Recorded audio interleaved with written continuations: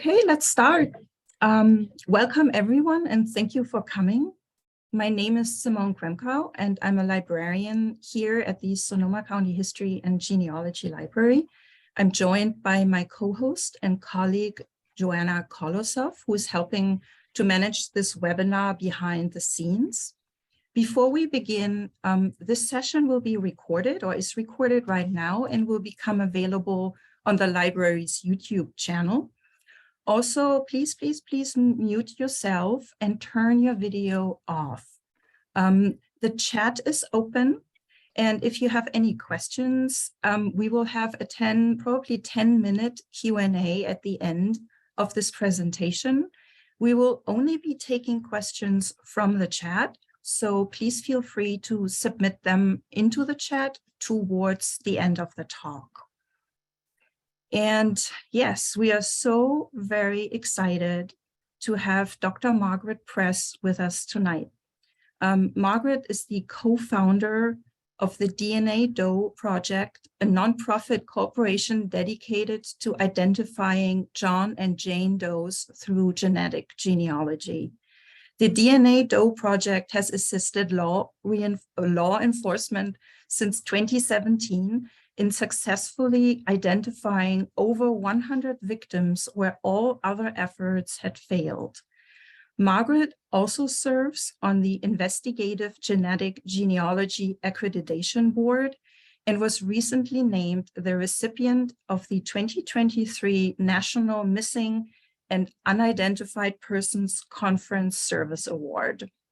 Tonight, she will describe the evolution of the DNA Doe Project and the game-changing new field of investigative genetic genealogy, which was the project's first Jane Doe identification announcement and followed by news of the Golden State Killer arrest, has forever changed the landscapes of justice.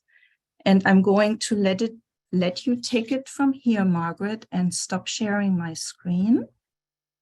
Okay, thank you everybody for having me here. I just need to, so I'm sharing my screen now, and I'm going to click on the right thing here, and hopefully this will go into the screen, the PowerPoint. Okay, I seem to have done it. So anyway, I'm Margaret Press, and thank you so much, Simone, for that. This is about bringing them home, which is how I think of our Jane and John Does when we are able to reunite them with their families and their communities. So some of you have heard me talk before locally, but it's been a while, and I hope I don't repeat too much. I want to bring you up to date on what's going on in the field, but also for those who haven't heard me speak, what we're all about. So back in April 24th, 1981, the remains of a young girl in her 20s, late teens or 20s, was found in a ditch in Troy, Ohio, wearing a buckskin jacket. Hence, she was called Buckskin Girl way back then. She was a victim of a homicide, and all efforts to identify her for the next 37 years failed. They did fingerprint comparisons. They did DNA testing a few years later when that came on the horizon. They did no hits. They did pollen analysis on her jacket, and they did isotope analysis of her of various tissues to see where she had most recently spent time. A vial of her blood was kept for 37 years at room temperature, amazingly enough. The forensic anthropologist in charge of her case heard about our initiative in late 2017 and made arrangements to give us a try, because we were our last hope, and we were just starting to work on Jane and John Does as a possible tool. So once the vial of blood was processed by the lab that we were starting to use, DNA was obtained, even though about 50% of the genome was missing in her case. We were still able to get good enough DNA to upload to a database you may have heard of by now called GEDmatch. And within a matter of hours, we were able to figure out who she was. This as Simone put it, changed the landscape and the world forever.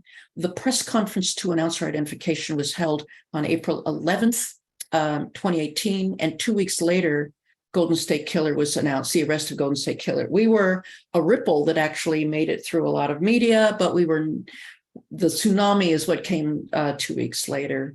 In fact, interestingly, the file that we obtained to upload to GEDmatch was 5 years ago today. So just about now was when those matches, DNA matches, started to appear in her results. So, meanwhile, I mean, how we started, this is the problem we're trying to address. According to the National Institute of Justice, back in 2007, they termed this the nation's silent mass disaster. They estimated about 40,000 sets of unidentified human remains sitting in coroners and medical examiners' offices, growing at the rate of about 1,000 a year. About 4,000 are found and about 3,000 are identified. So by now it's well over 50,000, and probably many more, because this doesn't include mass graves or other areas of unidentified remains. For each of these does, there's a family that misses them and a story that's been extinguished. So this is the problem we're trying to now address. I just want to take a sidestep here because the field is exploding, especially this past year, with each high-profile case that comes in the nightly news. The one that you're all probably aware of right now, that's made it even more obvious to the public what this is all about, is the Idaho murder case. Now, this is a suspect case, so we do not get involved with it at all. However, the techniques are exactly the same, and we have enough of understanding of the process that I can just briefly fill you in on what probably is going on. Everyone's under a gag order, so no one's talking about exactly how they got to the name that they got to, but I can give you a pretty good educated guess. So there was and I won't go to the details of the case. I'm sure you all have followed it.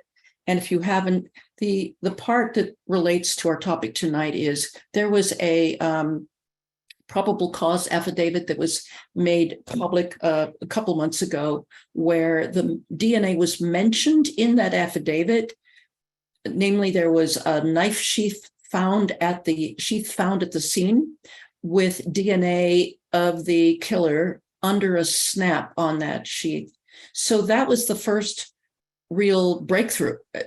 Meanwhile, at the same time, there were surveillance photos and cell phone tower records and other things where these clues were all put together, point them to a particular individual that they then followed all the way across the country to his parents' home in Pennsylvania. But the first clue here is that the affidavit says, and you may not be able to read it, but it basically says that there was Idaho State Lab detected a single source of male DNA, the suspect profile left on the button of the knife sheath.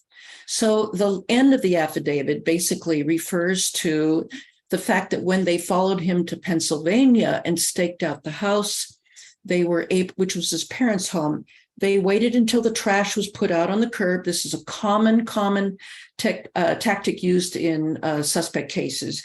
Once it's out on the curb, there's no longer any expectation of privacy. They then took the trash, processed it in their lab, looking for his DNA, and found DNA of presumably the father. And they were able to then use this as a basis for an arrest warrant petition, saying the DNA of the father, most likely the father, matched the contributor of the DNA at the crime scene. We therefore, on the basis of that, would like to have him arrested, bring him in, and then swab him for DNA to do a real confirmation test, as opposed to enough to get a probable cause. So those are the steps that are used that we know about. And I can talk a little bit about what these different DNA tests probably entailed. But I want to get back to, this is actually what's probably went on. The point is they need to arrest him and bring him in and get DNA with witnesses and chain of custody, et cetera. They can't just rely on the trash. And the DNA is ultimately always going to be compared to the crime scene DNA using what we call STR testing, which is what the CODIS database that I'll also get into uses. But I want to get back to the knife sheath because there is would probably have had to have been two different kinds of tests done on that sample. And I'll get into that.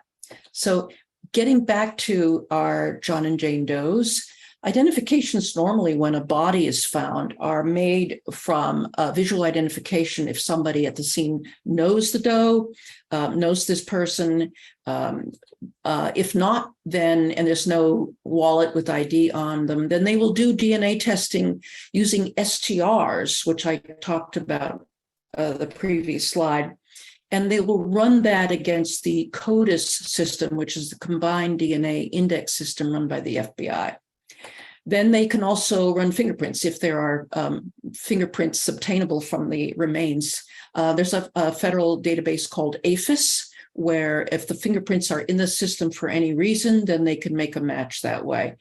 Dental records are mostly useful once you get to where you've got a possible candidate, because otherwise you really can't call every dentist in the city to see if the teeth match. So CODIS is actually has been around since the early 1990s. It's run by the FBI. It's actually a network of lots of different local and state systems where there are 4 silos, 4 different separated databases involved. One is for offenders, meaning if you're a convicted felon or you're arrested and states say it's okay to leave your DNA in there. A separate silo altogether is if a family, somebody, they can come in, and if they have DNA from that missing person, that's best, whether it's a tooth or a blood card or whatever. But otherwise, if they don't, or hair from a hairbrush, toothbrush, a first-degree relative, a parent or a child, can have their DNA swabbed and entered into this CODIS silo for comparison later on.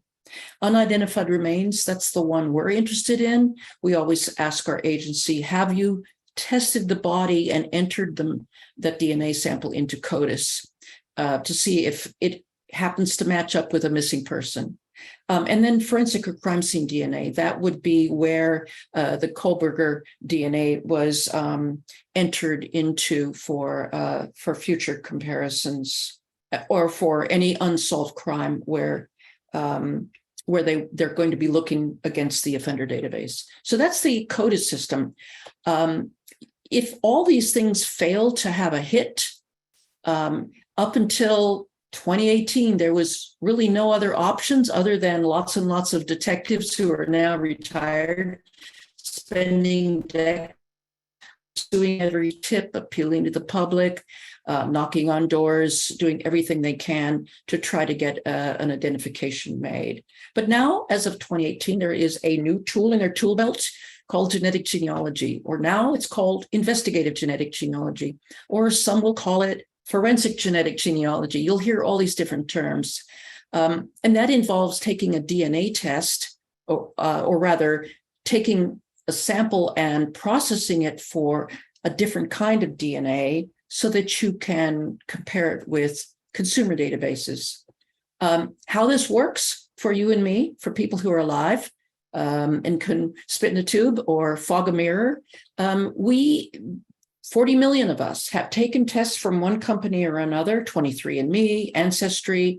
You order them, it arrives in the mail, you spit in a tube or swab your cheek, depending upon the company, and then you stick it in the mail and you wait a few weeks until you get what we're going to talk about, a list of matches.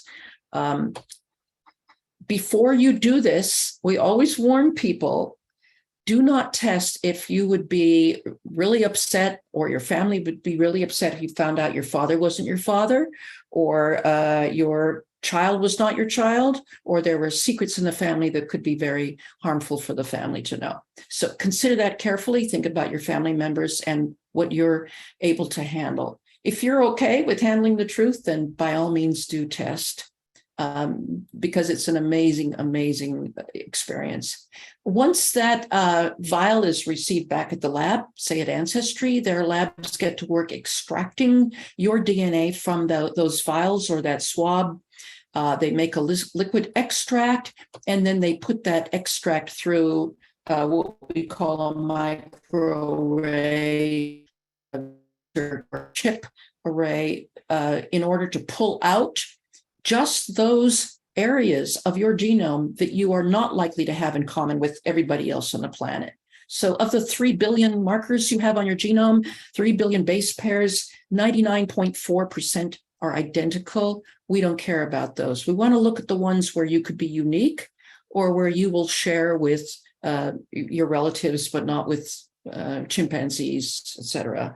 So these labs pull out just that small set and create a data file that they then can compare in their database with everyone else who's tested at that company. So let me talk about STR testing versus SNP testing, because this is actually very well illustrated in the Idaho murder case. STR testing stands for short tandem repeat. This is what we call a syllable. It's a series of base pairs on your genome where you may have a repeating syllable that repeats 10 times, but somebody else will have it repeated 11 times. The syllable will look like ATAG, ATAG, where those all stand for the base pairs. So by counting those repeats, we can see how closely related people are. And we used to do this with Y-DNA tests 12 years ago, before we had the autosomal tests.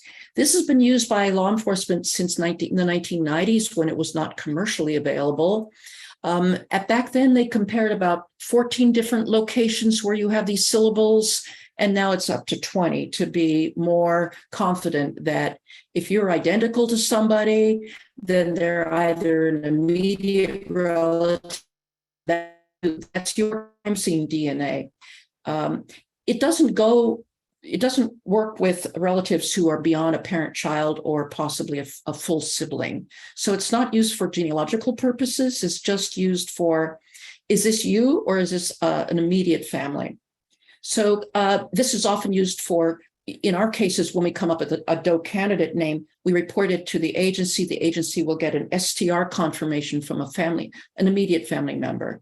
So that's STR testing.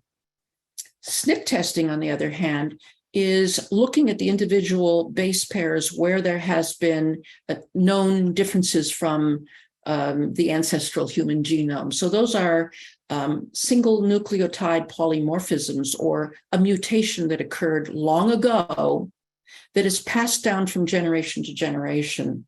It becomes of great interest to us, and it becomes a tool for us because with each generation, your chromosomes recombine before being passed on to your offspring. And so these segments become split up more, and by reconstructing those, we're able to figure out how you might be related to somebody who shares some of these SNPs with you. So for the direct-to-consumer testing companies, that's what DTC stands for, they're looking at 600,000 to some of them up to 1 million SNPs for each person before in that profile that they then upload for comparison. So compare this with 20 locations for STR testing, and you'll see how much more powerful SNP testing is. So SNPs are used in the public DNA databases, and the results can be used to find relatives, what we call matches, that are third cousins, fourth cousins, or even further. So you're not restricted to immediate family members. So this is comparing apples to oranges, which is why we always get asked by an agency, we've got the STR profile, can we use that? And we say, we need to start all over again with fresh DNA. When you and I upload our results, or rather send in our kit, and Ancestry says your results are in, and they give you a list of what they call your DNA matches. Again, match is a misnomer. They're not exact matches. They are people that match you on some portion of your DNA. So, for example, in this list of matches for somebody's ancestry results, if it's you, you have a close family member called Katie, who could be an immediate family or first cousin. Now, underneath, we see the actual measure of how much DNA Katie shares with you. 1,735 centimorgans means actually, I happen to know that's more like an aunt or uncle or a niece or nephew, half sibling. It's a lot of shared DNA to be a first cousin, but it's possible. June shares 850 centimorgans, which is much more in keeping with a first cousin, but could be a second cousin that shares a lot of DNA with you. So the point is, the more, this is fundamental to this entire field, both going back to just consumer testing, like for you and me, but also to the basis of all of investigative genetic genealogy. The more DNA you share with someone, the more closely related you are. That is a biological given. So units of these units of DNA, shared DNA, are measured in what's called centimorgans. And a centimorgan is a segment of DNA that has a chance of being broken up, split up as it's passed to an offspring. So that's how likely is it in the next recombination event, when your chromosomes split up in 2 or 3 places before being passed down into eggs and sperm, what's the chances that that segment will get split up in that recombination event? And that all depends upon how big that segment is. So if you share 50 centimorgans with someone, it's a lot broader a segment to be split up than a 1 centimorgan. And a centimorgan is typically about 1 million base pairs, but it varies a lot depending upon where it is on the chromosome, which chromosome it's on. So a couple of other terminology points I want to make is match.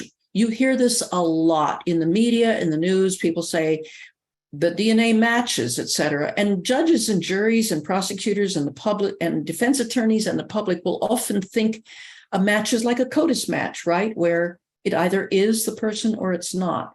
That's not how we use match in genetic genealogy. We need a DNA relative, and we need to stop saying match. But all the companies will say, here's your match list. So it's hard to get away from. I just want you to remember, when I say match, I don't mean match. Okay. I also will occasionally say solve. We solved this case. We have 100 solves. We don't solve cases. IgGs do not solve cases. The detectives solve the case. They take our clues, our leads, and they develop it into something that they can use as evidence in court. So getting back to you and me, 23 and you and me, when we take our tests for any company, we're always able to download our raw DNA results because our DNA belongs to us. Every company should allow you to do that. You download it, you put it on your laptop, then you can do a lot of great things with it. You can open it up in Notepad and see all the little A's and T's and G's and see exactly what chromosome they're on. If you're curious, you might want to do that. But you can also upload it to a couple of companies that let you upload for free, so you can compare with people there. Family Tree DNA, MyHeritage lets you do that as well. But Ancestry and 23andMe will not. You have to test all over again with them. So if you download your DNA, you can upload to Family Tree DNA. And so to help law enforcement, I'll get into this, you also want to upload to GEDmatch if you're willing. And I'm going to mention a new database called DNA Justice, which has about 2 right now. So we can't wait to get started there. So GEDmatch, just in case you don't know, haven't been following in the news, or you want to know more about it, it's a third-party website. It is not a testing company itself. It does now have a partnership affiliation with Family Tree DNA, but that is not because it's actually a testing company. It allows voluntary uploads from any DTC company. And it's a good place for you to find your DNA cousins or your quote, air quotes, matches who may have tested at a company where you did not test. So you can find people there that you didn't know you were related to. It's also great as a sandbox for tool development, which is why we love GEDmatch. A lot of third-party tools that help us in our work and help anybody who's helping an adoptee, for example, the tools there are phenomenal. Really, really great place to go. So it currently has about 1,800,000 users and is growing. It tends to lag behind the rest of the direct-to-consumer companies because most people haven't heard about GEDmatch until recently. So GEDmatch, when you upload there, you're going to get a list that's a lot less user-friendly than the ones you see on Ancestry. It's a list that looks something like this. It's actually a little prettier nowadays, but you'll get a list of names, actually often aliases because people want to protect their privacy. But unlike Ancestry, here you can see their emails. And so we ever needed to or ever did. And Ancestry will not let you do that. You have to use their messaging system. So it also shows you for those top matches for the name and the email, but it also for every match shows you the amount of shared centimorgans. This is going to be highest on the top of the list, obviously, and this is the number we pay attention to. We want to start when we're working, or if you're working on your own family or an adoptee, with those top matches. Try to figure out who they are, because they almost never have a tree attached, I can tell you that. So you got to figure that out by figuring out who they are and then scrabbling around on the internet to see if you can figure out who their parents are. Then you can go to Ancestry and start figuring out what their family tree would look like. That's how we work. So you look at those top matches, you figure out how they might be related to you or your doe or your suspect, and you get to work. One of the things, the tools that we use, a third-party tool called DNA Painter, the shared centimorgan relationship predictor. We've been using this now for years. It's our go-to tool. You enter the number of shared centimorgans, and it tells you all the different relationships that could be with a probability, a likelihood that it's one of those. So 1,127, as you can see, could be a half sibling, but that's only a 3% likelihood. It's only been very, very unusual that you would see. Instead, it's most likely to be a great grandparent or a first cousin or a half niece or some such. And so we look at these probabilities and we start with these kinds of relationships. Now, you may say, how do we differentiate between a great grandparent and a half niece?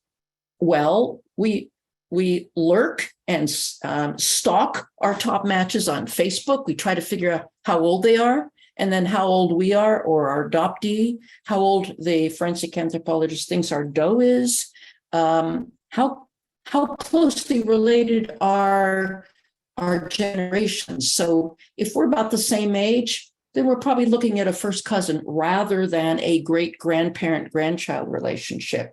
A lot goes into this kind of logical thinking as you figure out and narrow down the possible relationships between you and your match in quotes.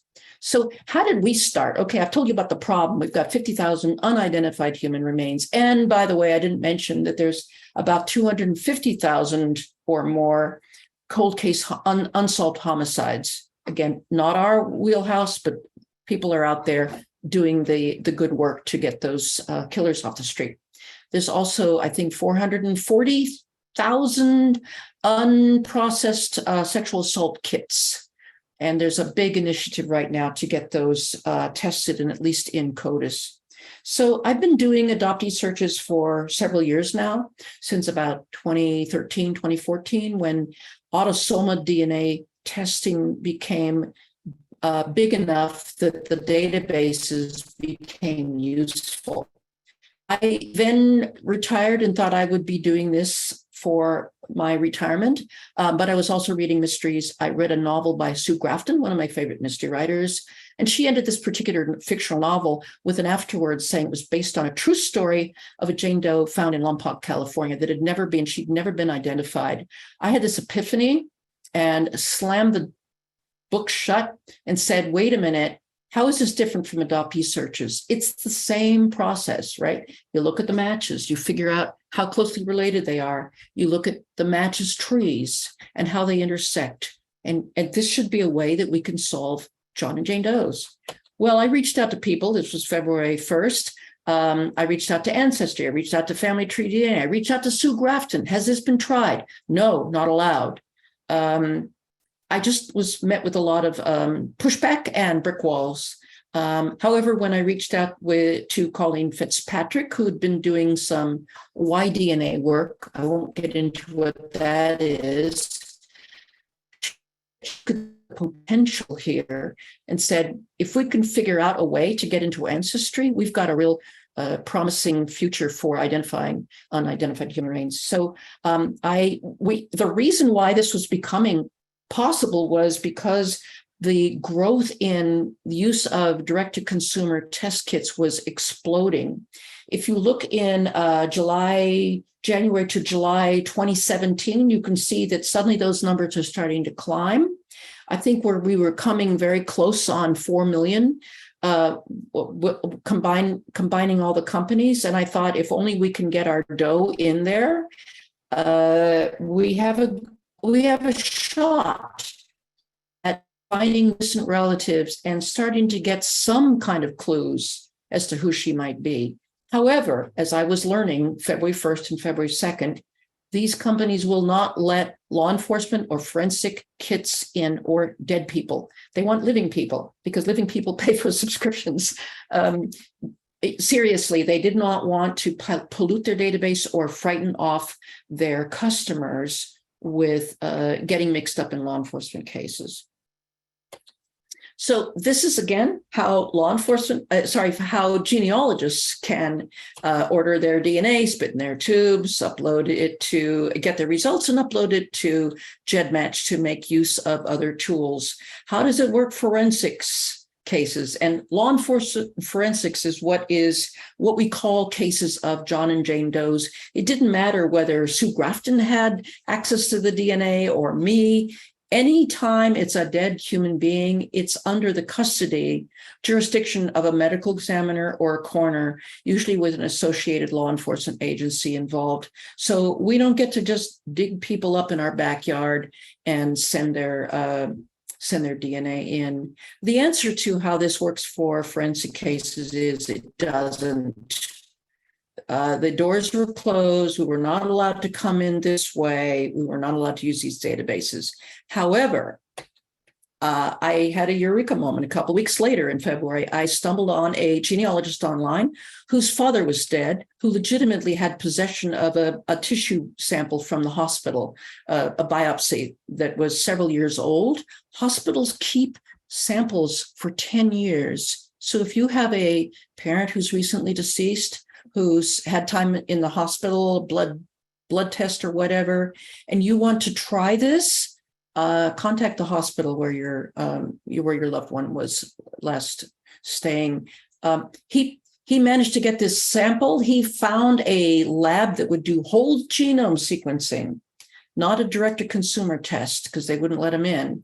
But he also found online an open source script, a program that he could run on the 3 billion base pair data file that he got, and it would carve out about 1 million SNPs that he needed to look like a 23andMe or an Ancestry kit. He was able to create that file and upload it to GEDmatch directly. That was the eureka moment that we needed, the recipe for getting around this brick wall that we were being met with. So the key here is whole genome sequencing was no longer $10 million in the early days of the Human Genome Project. It was more like 1,000. Also, the databases were growing enough that we had a chance of getting some hits. So Colleen and I decided to circumvent all this process and go to an independent lab that did whole genome sequencing, created the data file we needed, and uploaded it to GEDmatch directly. This is the recipe that people like Barbara Ray Venter was doing at the same time, unbeknownst to us. She was doing this with the Golden State Killer case and another couple cases she was working on in 2017. So what does it take to do this now that the world has changed? Suddenly, with an explosion, like a big bang, April 2018 will never go back. The world will never be the same. We found now that over the years, we don't need as much DNA as we did back then. we have solved, there's that word solved. We've provided a lead that resulted in an identification. In a case that was like 150 years old, we only had 3 good human cells to work with. But we need good labs who have done, like we work with a lab that does paleo DNA work, Neanderthal, dinosaur. They're used to working with very compromised samples. And then it takes really good bioinformatics. That is the technique where you take that 3 billion base pair file, you carve it down into the SNPs you need to look like a DTC file, but you often, with this degraded DNA, have to fill in missing blanks. So you use techniques called like, or sometimes you remove a SNP if it was not called correctly. You use whatever is available to you to create a good file to upload. So next, we need great genetic genealogists, people who have a lot of experience working on adoptees, helping people with unknown parentage searches, and who are very comfortable using the tools only on GEDmatch, because that's like, hopping down a field with 1 foot tied behind you or whatever. And this field that has emerged from this process is called investigative genetic genealogy. And you are hearing about it now every day in the news. More and more suspects are caught or does are being identified. So when Colleen and I first started and found this technique, this recipe, and she got us in contact with 4 different law enforcement agencies who were willing to give this a try because they were running out of ideas and had been decades, we formed this nonprofit, DNA Doe Project, back in October 2017, so that our friends could start donating to cover the lab fees, which were still in excess of $1,000, and get a tax write-off on them. So we have a singular mission, which has never changed to this day. We are using genetic genealogy to identify John and Jane Does, those are victims or unidentified human remains, so that we can return them to their families and communities. We have right now over 80 volunteer genetic genealogists. Most of them are professional. They work with us for free because they have a passion and dedication to our mission. We've got about 60 cases right now that we're actively working on, doing the genealogy for, another 40 or so, or these numbers change every week. But we have just recently hit over 100 cases where we have generated a lead or aided in the identification of a person. So how are we funded? Because again, it's nonprofit. We don't have government grants or anything like that. We work with agencies that have very little budgets, and these cases will typically cost about $5,000 by the time you do the extraction from the bone, the sequencing, the bioinformatics, and now seeing how critical this is to the world. And because they're for profit, they now charge us $700 to upload our kits. It's free for you, pricey for us. Most agencies can't afford any of this.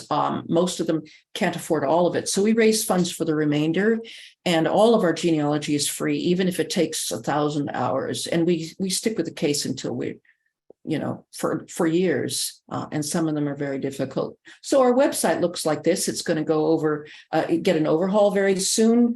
We have donate buttons all over, particularly under individual cases where that case, Pima County needs additional funds before we can start the lab work.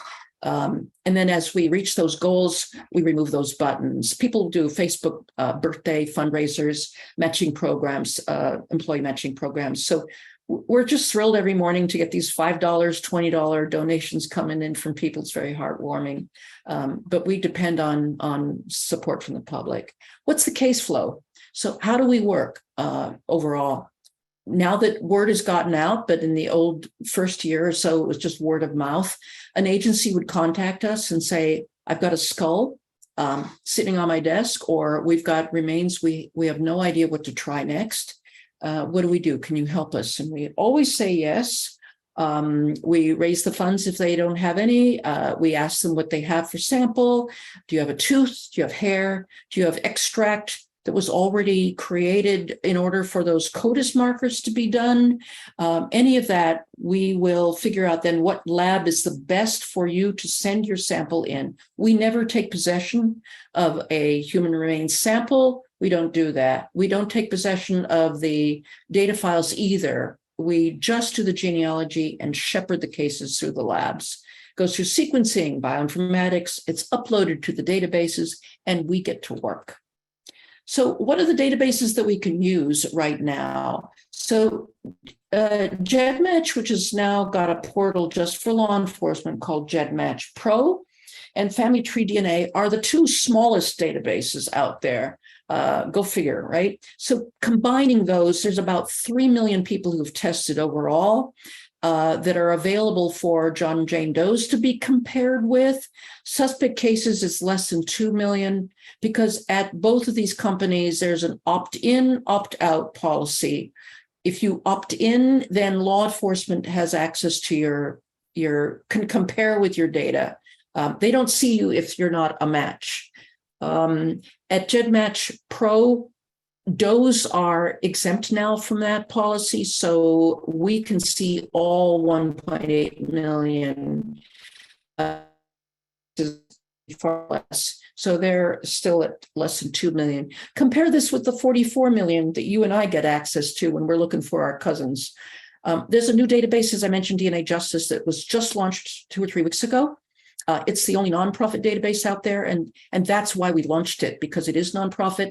We don't want to charge law enforcement to use it, and we want it to never be sold to a company that might shut us down to law enforcement work. So keep your eyes open for more news on that. We're up, as I said, to a little over 200 people that have uploaded already.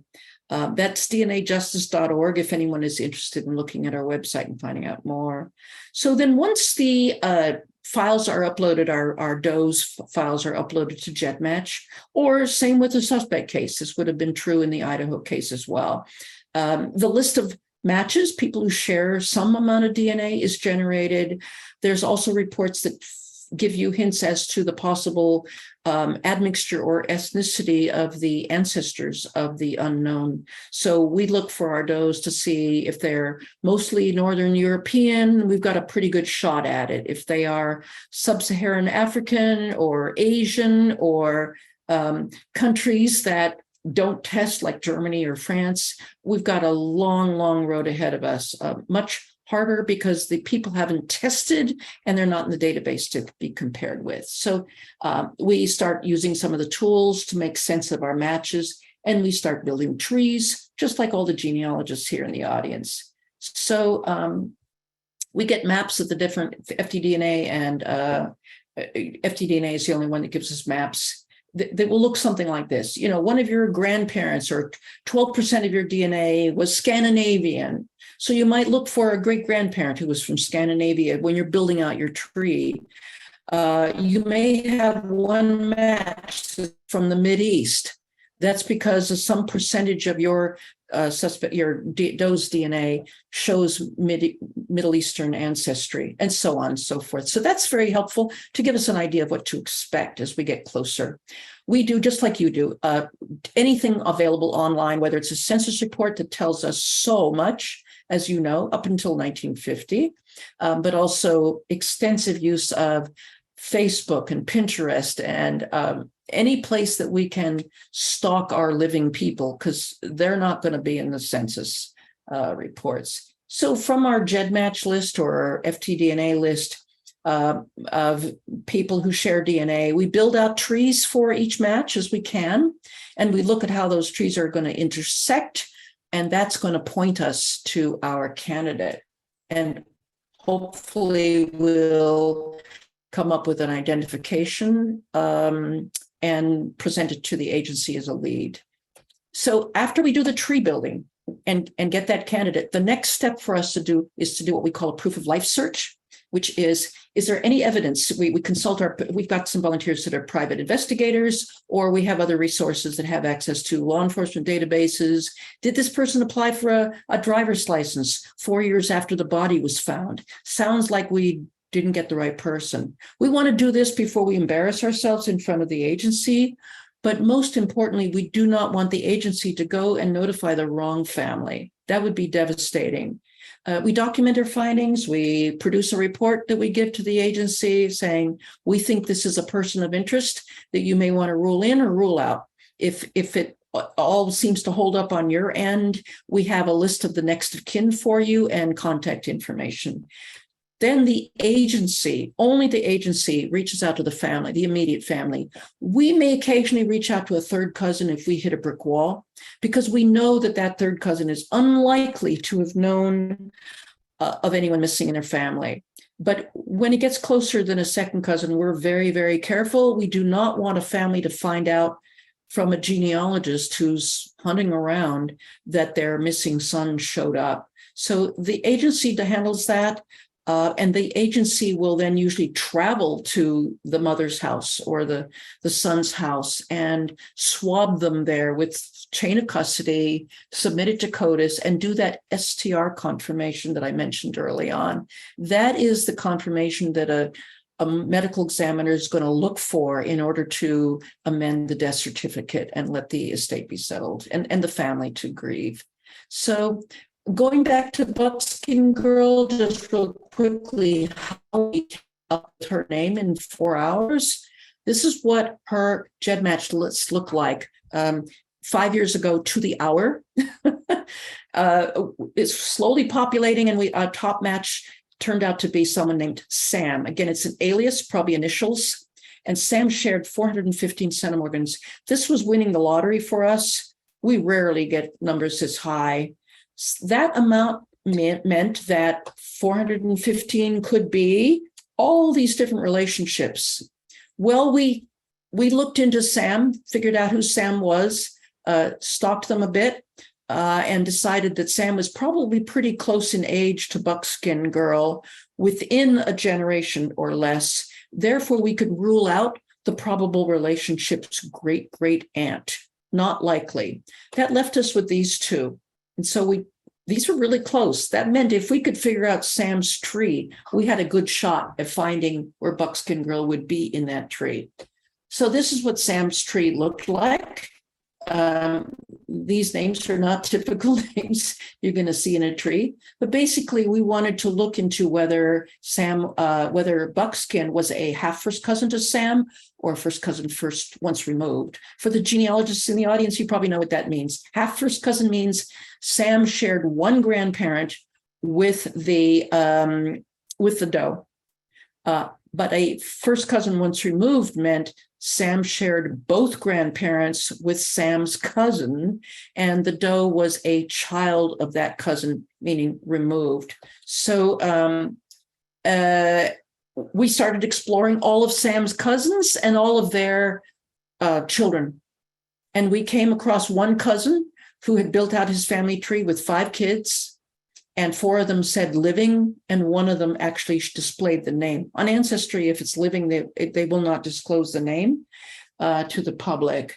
And this was our moment when the hair stood up on the backs of our necks and we realized that we had found Buckskin Girl. We waited until 5 a.m. to contact the forensic anthropologist in charge of the case. They immediately were able to send a local police officer to the mother's home in Arkansas and get the mother swabbed. The DNA was processed for STR, CODIS confirmation, in less than a week, and we had our confirmation that it was Marcia Soseman King was our Doe. Very bittersweet moment. We were both exhilarated and, as you can imagine, devastated for the mother and the pain that she was now going through. She had stayed in the same house, kept her phone number for 37 years, hoping that her daughter would show up one day. So the challenges we have that was an example of a very easy case, but I really wanted to illustrate what we do for those, some of you have seen that before. The challenges for most of our cases, however, because they are Does, because they've typically been in the ground, the DNA for a long time or exposed to the elements, the DNA is typically compromised. So we have, for many of them, they may be from a population that is underrepresented in the database, Hispanics, Native Americans, recent immigrations. These are all very challenging for us as they are for those of you with adoptee searching. For other communities, they're heavily represented, but there's a lot of intermarriage over time throughout history. Ashkenazi Jews, Mennonites, West Virginia, small valleys in West Virginia, and Cajuns. There's a lot of populations where that becomes very challenging for us to sort out the family lines. Lack of records in Eastern European Jews and African Americans. Misattributed or unknown parentage we find that in every case, and that is a real huge challenge because the paper trail does not lead you where you're thinking it should lead you. But we also have very scant amounts of DNA we're working with, and it could be very contaminated with bacteria, ending up in very low overlaps with our matches. So we don't know if that 450 centimorgans would have been actually much more. It's very hard for us to tell with our degraded DNA. So that has a lot of impact on it.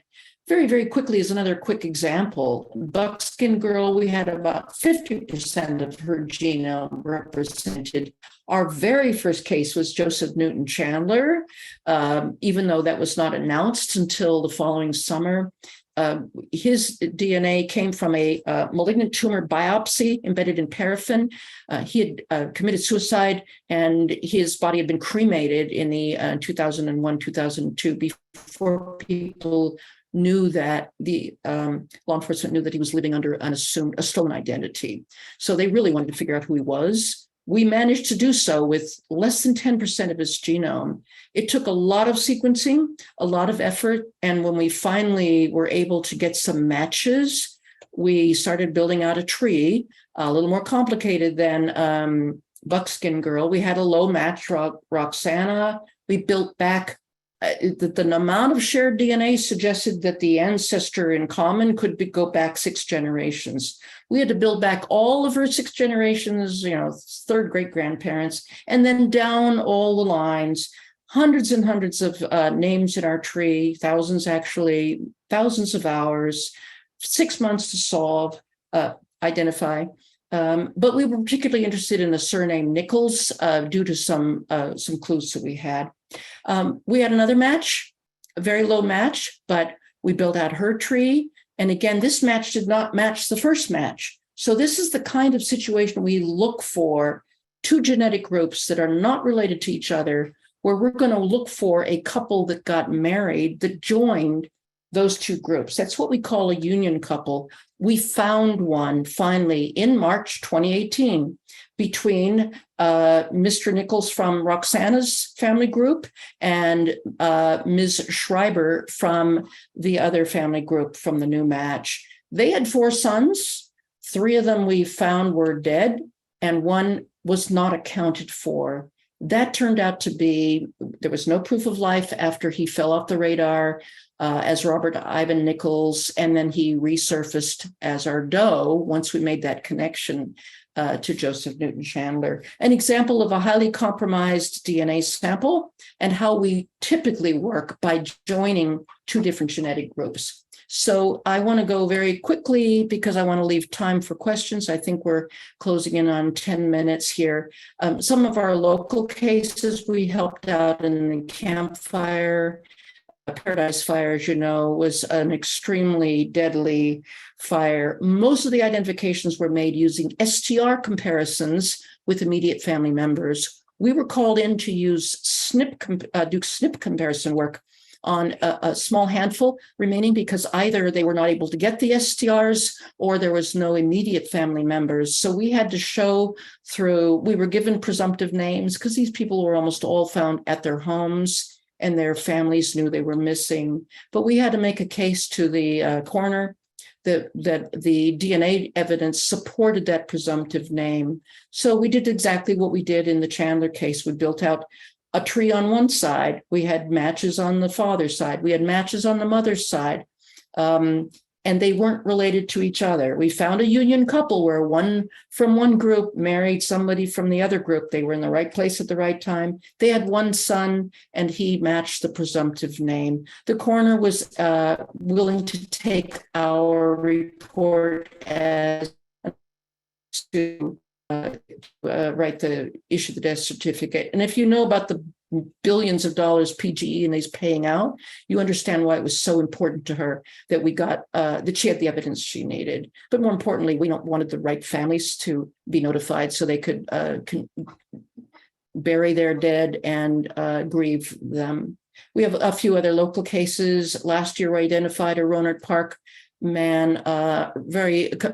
Last week, we announced a Golden Gate Park identification. Very recently, we're still working on a couple of Hillsborough cases and 4 others in Sonoma County. 2 of these we've made the identification, but we're waiting for confirmation and announcement. One other one that I'm really proud of is our Kern County Jane Doe. She turned out to be Cree. It's very unusual to solve a Native American or First Nation case, but very, very touching and heartwarming when this family was finally able to find their missing aunt. And just this last year, the remains were disinterred from Kern County and taken up to her reserve in Alberta for proper ceremony. And the family was able to have the resolution they needed. So these are the cases that touch me the most. And then lastly, we are just now involved the last couple of months in the Tulsa Race Massacre Project, which most of you may know about. Right now, they are exhuming some of the mass graves of the victims and trying to find identifications for those people. And that is, we're taken from the Wild West. We're now working on getting, reigning in the Wild West by having an accreditation process so that people who are working on these cases are going to be proficient and ethical going forward. And it's not quite the crazy Wild West that it is right now. So that is my talk. Do we have the 1.5 minutes, Simone, that I can quickly show? I think we don't. I could listen for another hour, but I really could. And thank you so much, Margaret, and all the work you do, and you and the volunteers. We have, if there are any questions, we can take the questions, or we can watch the film. We can do either or. Unfortunately, we can't do both. It's not me. I would like to. I'd sit here another hour. You need to be able to get out. Are there any questions? Please put your question into the chat. We are only taking questions from the chat today. I am just looking at the chat. No. Oh, there's something. Mm-hmm. Volunteers, you are so we take volunteers from all around the world. We have volunteers. We have volunteers in Australia and UK and Canada right now. We have an application on our website. We're more than happy to have you fill that in so we know what skills you have for when we have an opening or a need. Happy to. And thank you. We're always honored that you're willing to volunteer. Any others?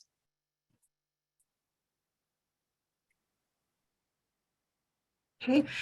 Oh, thank you. Great presentation. Okay, if we don't have any questions, can you repeat website? We will do that. If we don't have any questions, I would actually like, you mentioned that the film is a minute or something like that. I would actually like to watch it. And I think everyone else would like to. Sure. Let me see if I can get to the media player and share this. Are you able to see that now? Nope. Okay, share. That's what I need to do. Okay. Yep, this looks good. I'm going to we do these little videos at the end of every year to show people what some of the does we've identified over the course of the year.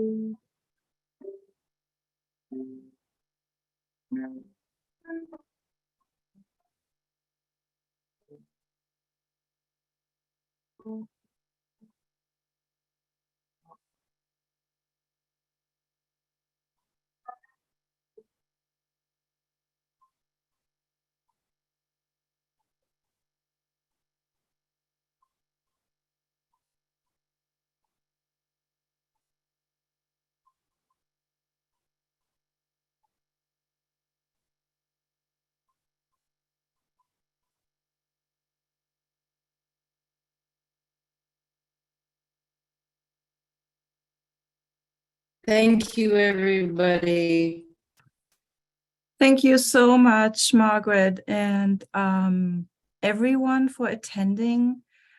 I don't know, I have a couple of announcements. I don't know how I'm going to get this emotional curve to our other announcements. I'm going to just say, if you like this talk tonight, you might also be interested in our next presentation coming up on Saturday, April 29th at the Rincon Valley Regional Library.